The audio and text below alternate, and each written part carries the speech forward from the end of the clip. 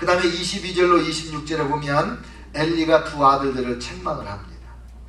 온 이스라엘에서 이 두 아들 홈리와 비느하스 제사장들의 악행과 이 하나님을 멸시하고 제사를 멸시하는 행동, 그리고 심지어는 회막문에 수종드는 여인과 동침한 이 간음죄까지 지은 이런 이야기를 듣고 아들들을 훈계를 합니다. 그렇게 하지 마라.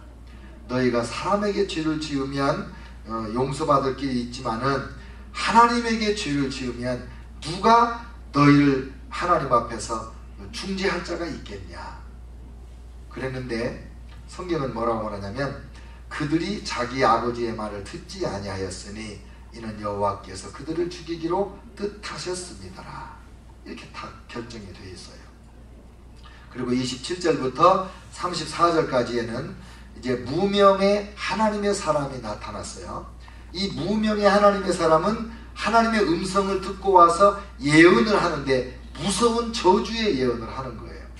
예언은 그 말씀대로 이루어지지 않으면 거짓 예언자가 돼서 돌맞아 죽어요. 그러니까 특별히 축복의 예언도 그 예언대로 안 되면 거짓 예언자지만은 저주의 예언이야말로 무서운 예언이잖아요. 근데 그 하나님의 음성을 듣고 와서 예언을 해서 그 예언대로 다 이루어집니다.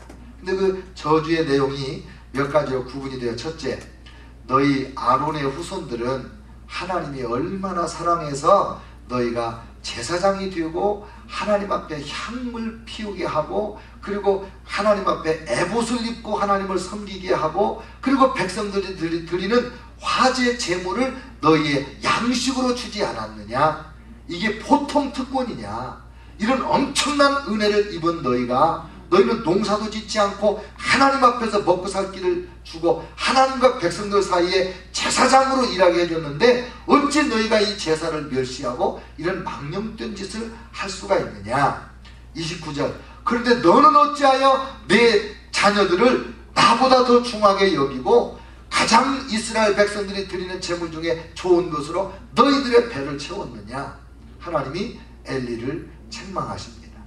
그리고 나서 그러므로 30절부터 한 6가지의 저주가 나오는데, 엘리 제사장의 자녀들로 제사장을 삼던 그 언약을 파기한다. 지금부터는 혈통으로 나온 제사장으로 제사장을 삼지 않겠다. 나를 존귀히 여기는 자를 내가 존중히 여기고 나를 멸시하는 자는 내가 멸시할 것이다. 그래서 이제 하나님께서 아론의 후손들의 제사장 직분을 하나님께서 이렇게 귀히 여기지 않겠다고, 혈통적으로 제사장 혈통이라도 하나님을 멸시하는 자는 반드시 멸하고 제사장 못하게 하겠다고 말씀을 하시는 거예요. 그 다음에 내 집에 노인이 없게 하겠다. 참 무서운 말이에요. 보라, 내가 네 팔과 내 조상의 집 팔을 끊어. 이 팔을 끊는다는 말은, 이 팔을 영어 성경에서는 strength 이렇게 번역했어요. 힘, 능력, 파워를 제거한다는 거예요. 그래서 그 백성들이, 그 집안 사람들이 다 일찍 죽어 노인이 없게 하겠다. 31절, 32절, 33절에 3번에 똑같이 반복을 해요. 너희 집에 태어나는 아이들은 일찍 죽는다.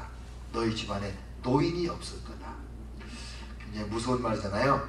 그러면서 4번째 저주는 뭐냐? 내가 이스라엘 백성들에게 모든 복을 내릴 때 너는 환난을 경험할 것이다.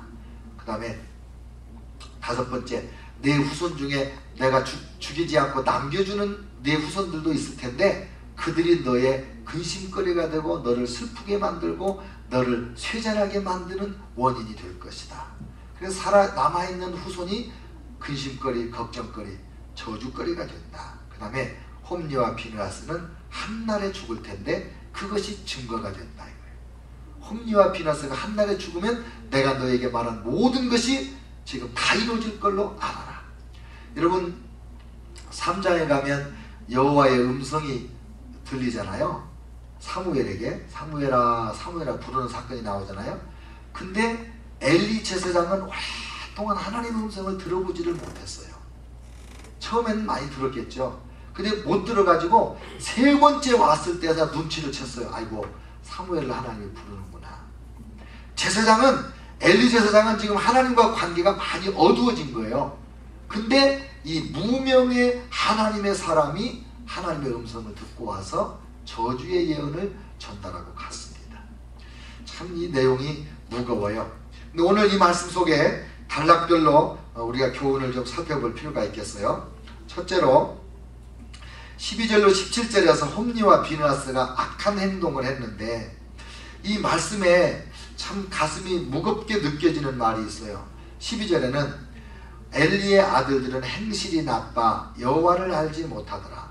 행실이 나쁜 것과 여호와를 알지 못한 것을 같이 연결해 놨어요. 하나님을 알면 하나님을 아는 그 지식이 우리의 행동을, 생각과 행동을 지배합니다. 근데 행동이 나쁜 걸 보니 하나님을 모르는 사람이구나, 그렇게 보는 거예요.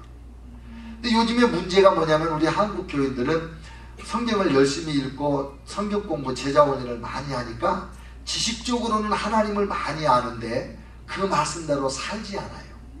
그래서 그 삶으로 표현되지 않는 지식은 죽은 지식이에요. 삶으로 표현되지 않은 지식은 죽은 지식이에요. 여러분, 제가 가끔 얘기하죠. 우리가 하나님 앞에 짓는 죄가 뭐냐? 항상 기뻐하라. 그거 안 하면 죄잖아요. 불순종이잖아. 그래서 제가 그 말씀을 깊이 깨달은 어느 때, 우리 교회를 개척하고 얼마 안 됐을 때, 그때부터 제 편지 끝에다가 오늘도 많이 웃으세요, 그걸 쓰기 시작했어요. 요즘에도 가끔 써요. 오늘도 많이 웃으세요. 왜? 항상 기뻐하라 그랬으니까. 우리가 하나님 말씀을 알면서 실천하지 않는 것이 심각한 문제예요. 몰라서가 문제가 아니고 실천력이 없는 것이 문제라 이 말이에요. 여러분 몰라서 못하는 사람은요 조금 혼난다고 그랬어요. 성경에. 많이 알면서 안 하는 사람은 많이 혼난다고 그랬어요. 그리고 누가 역겨워요? 몰라서 못하는 사람은 역겹지 않아요. 밉지도 않아요. 잘 알면서 안 하는 사람이 밉잖아. 얄밉고 괘씸하고. 그게 심각해요. 그 다음에 13절에 그 제사장들이 백성에게 행하는 관습은 이러하니. 이 관습이 뭐예요? 관습이. 한두 번 한 것을 관습이라고 그래요? 얼마나 그 나쁜 못된 짓을 계속 일관되게 했는지 하나님이 그걸 관습이라고 표현했어요. 습관이라고. 아예 그것이 몸에 배버렸다 이 말이에요. 얼마나 이게 심각한 말이냐고요. 그리고 냄비, 솥, 큰솥, 가마 무차별적으로 달라붙어서 그냥 먹을 것만 있으면 어디든지 달라붙어서 훔쳐가고 뺏어가고, 이게 얼마나 참 하나님을 멸시해도 철저히 멸시했나, 그걸 지금 보여주는 거예요. 그런데 이 여호와의 제사를 멸시함이라 그랬는데, 여호와를 제사를 멸시했다는 말은 이 제사는 은혜잖아요. 제사를 드리는 것은 인간적으로 부정적으로 생각하면 부담스러운 일이에요. 돈이 많이 들으니까, 짐승 잡아 바쳐야 되니까. 그러나 원래 의미는 뭐냐면 내가 죄 지었을 때 죄를 용서받는 길이 제사니까, 용서받는 길은 은혜예요. 은혜. 아무나 제사 드릴 수 있는 게 아니에요.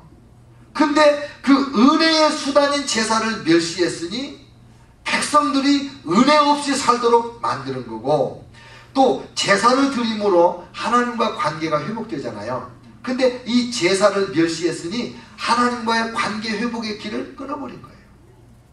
무서운 거예요. 이 제사를 멸시했을 때 제사를 통하여 백성들이 거룩해지는데, 제사를 멸시해버리니까 거룩해지는 길을 짓밟아버린 거예요.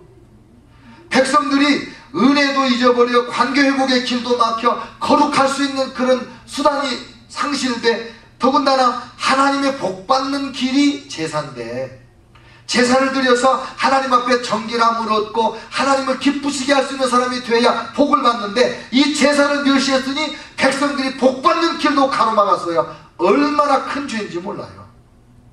그 다음에 제사는 속된 말로 하면 하나님의 밥상이잖아요. 하나님께 올려드리는 진수성찬, 진지상이잖아요. 그걸 멸시했다는 것은 하나님을 멸시한 거예요. 더군다나 하나님의 목전에서 하나님의 삶을 짓밟은 거 아닙니까? 그러니까 하나님을 멸시하고 살아남을 자가 어디 있냐.